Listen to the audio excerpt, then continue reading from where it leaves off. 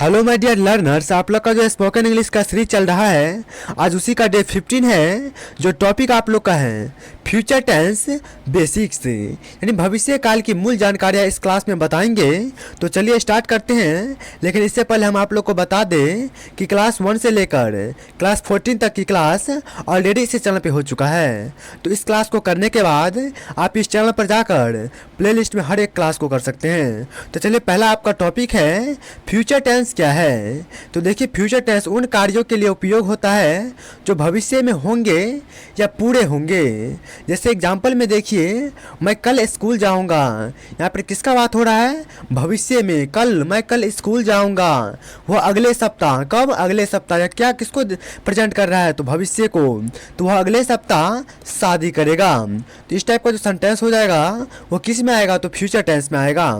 तो चलिए आगे चलते हैं। दूसरा टॉपिक देखिए, आपका दूसरा टॉपिक है फ्यूचर टेंस के प्रकार, यानी टाइप्स ऑफ फ्यूचर टेंस। यानी पहला इसका हो जाएगा सिंपल फ्यूचर टेंस, जिसे हिंदी में सरल भविष्य काल कहते हैं। दूसरा हो जाएगा फ्यूचर कंटिन्यूअस टेंस, जिसे हिंदी में अपूर्ण भविष्य काल कहते हैं। वहीं पे तीसरा हो जाएगा फ्यूचर परफेक्ट टेंस, जिसे हिंदी में पूर्ण भविष्य काल कहते हैं। वहीं पे चौथा हो जाएगा फ्यूचर परफेक्ट कंटिन्यूअस टेंस, यानी इसे हिंदी में पूर्ण अपूर्ण भविष्य काल कहते हैं। तो चलिए आगे चलते हैं। आगे फर्स्ट देखिए simple present tense.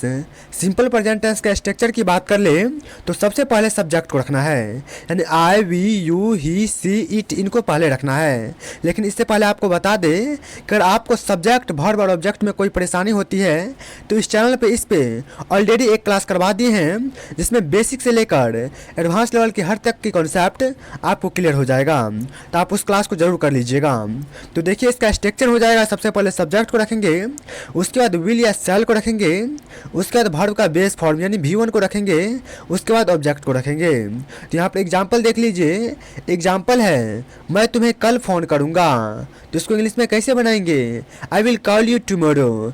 I will call you tomorrow. यहाँ पे एक चीज़ आप गौर कीजिएगा को आई के साथ शैल का ही प्रयोग किया जाता है, लेकिन स्पोकन इंग्लिश में हमेशा आई के साथ विल का ही प्रयोग किया जाता है।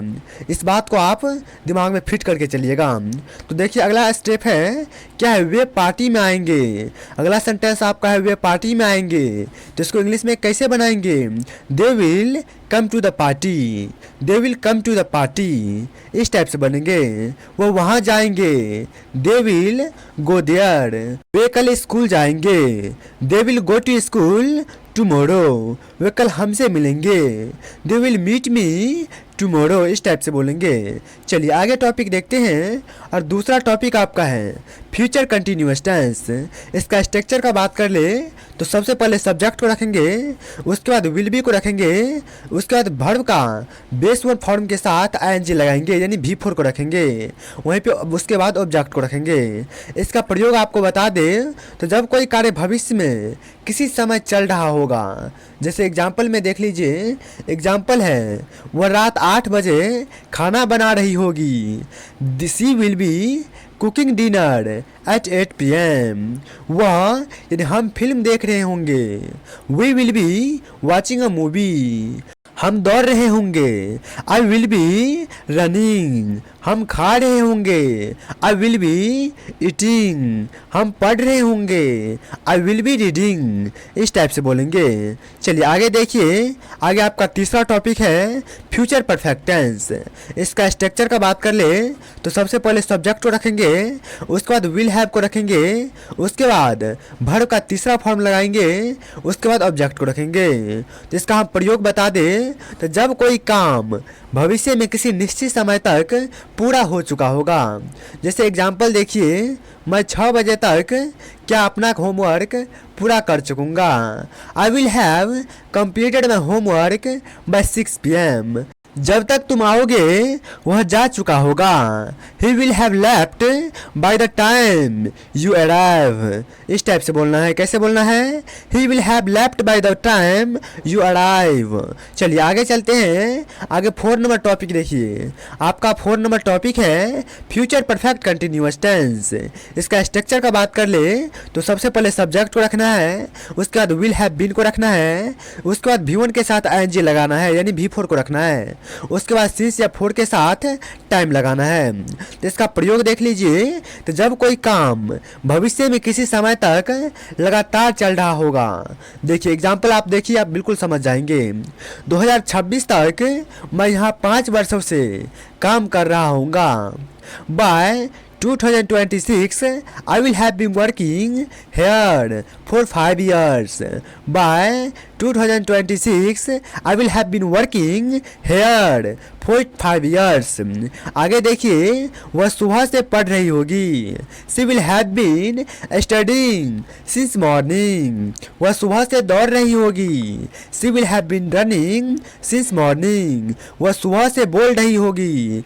She will have been speaking since morning. इस टाइप से बोलेंगे। चलिए आगे चलते हैं, और आगे आपका सेंटेंस हो गया WH निगेटिव सेंटेंस। तो यहाँ पर आप प्रैक्टिस कीजिए मेरे साथ। और आपको इंग्लिश बोलना हो कि वह कल स्कूल क्यों नहीं आएगा, तो इंग्लिश में इसको कैसे बोलेंगे? Why will he not come to school tomorrow? Why will he not come to school tomorrow? तुम रात के खाने में क्या नहीं खाओगे? What will you not eat for dinner? What will you not eat for dinner? वे इस वीकेंड कहाँ नहीं जाएंगे? Where will they not go this weekend? Where will they not go this weekend? वह कब काम नहीं कर रही होगी? When will she not be working? When will she not be working? Project कौन पूरा नहीं कर चुका होगा? Who will not have finished the project? Who will not have finished the project? इस टाइप से बोलेंगे। चलिए आगे चलते हैं। आगे आप देखिए, आप लोग के लिए कुछ प्रैक्टिस सेंटेंसेस लेकर आए हैं, तो थोड़ा मेरे साथ आप प्रैक्टिस कीजिए। मैं अगले महीने नया phone खरीदूंगा। I will buy a new phone next month. I will buy a new phone next month. वह कल ऑफिस नहीं आएगा। He will not come to office tomorrow. He will not come to office tomorrow. वहीं पे आगे है, क्या तुम मेरी मदद करोगे? Will you help me? Will you help me? Way football खेल रहे होंगे। They will be playing football. They will be playing football. वह पत्र लिख चुकी होगी। She will have written the letter. She will have written the letter. हम यहाँ 3 साल से रह रहे होंगे। We will have been living here. We will have been living here for 3 years. We will have been living here for 3 years. चलिए आगे चलते हैं, और आगे आप लोग के होमवर्क देख लीजिए। तो होमवर्क फॉर स्टूडेंट्स, यानी आप लोग के लिए होमवर्क क्या है? तो write 5 sentences in each of the 5 type of future tense. यानी आपको क्या करना है? फ्यूचर टेंस के प्रत्येक टाइप से 5 सेंटेंस को कॉपी में नोट करना है, बनाना है, और उसको क्या करना है? प्रैक्टिस करना है। Practice WH questions and negative sentence. इसी के साथ आपको WH क्वेश्चंस और निगेटिव सेंटेंस को भी प्रैक्टिस करना है। Make a small paragraphs. What will you do next Sunday? आपको नेक्स्ट संडे क्या करना है? तो आप अपने कॉपी पे एक छोटा पैराग्राफ बनाइएगा। आप छोटा छोटा सेंटेंस का प्रयोग करके शुरुआती में छोटा ही सेंटेंस का प्रयोग कीजिए, और अच्छा से पैराग्राफ बनाइए। धीरे धीरे आप सेंटेंस को बड़ा करते चलिएगा। तो चलिए आगे देखते हैं। आगे आप लोग के लिए एक मोटिवेशन लाइन लेकर आए हैं, थोड़ा गौर से सुनिए। फ्यूचर सक्सेसफुल वही होते हैं जो इंग्लिश सीखने का फैसला आज लेते हैं। The best way to predict your future is to create it. देखिए इंग्लिश कितना आज के समय में इम्पोर्टेंट है, यह आपको अच्छा से पता होगा, क्योंकि आज के समय में आप कहीं भी जाते हैं और आप एक स्टेट से दूसरा स्टेट जाते हैं और एरोप्लेन से आप ट्रेवल करते हैं, तो वहाँ पे इंग्लिश कितना इम्पोर्टेंट हो जाता है आप बिल्कुल महसूस कर सकते हैं।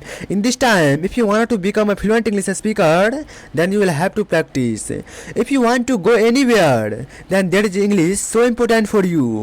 So you must speak English. आपको इंग्लिश बोलना चाहिए। आपको इस चैनल के माध्यम से बेसिक से लेकर एडवांस लेवल तक की इंग्लिश बिल्कुल फ्री में सिखाई जाती है। तो इसके लिए आप लोग इस चैनल को सब्सक्राइब करके बेल नोटिफिकेशन पे क्लिक करके ऑल पे क्लिक कर लीजिए, ताकि किसी भी प्रकार की क्लास आप मिस ना करें।